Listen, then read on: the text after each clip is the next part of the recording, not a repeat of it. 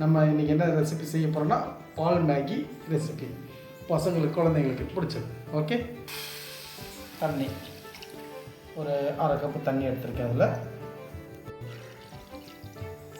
சரிங்களா, இது கொதிக்கணும். இது கொதித்த பிறகு அவ்வளோதான். மசாலா இது மேகிலே இருக்குது, இந்த மசாலா நம்ம அதையே போட்டுக்கலாம். ஸ்லிம் பண்ணிங்க, ஓட்டக்கூடாது, நல்லா ஸ்லிம்மாக வச்சுக்கோங்க. அப்படியே இதை கலக்கி விடுங்க நல்லா. இப்போது இதை சிம்மில் வச்சு அப்படியே மிக்ஸ் பண்ணி விட்டுருங்க.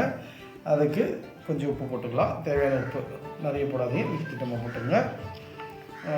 இது கூட கொஞ்சம் மிளகாய்த்தூள், வெறும் மிளகாய்த்தூள் இருக்கும் பாருங்கள், சில்லி பவுட்ரு, அதை வாங்கிட்டீங்களா, நல்லா மிக்ஸ் பண்ணிங்க.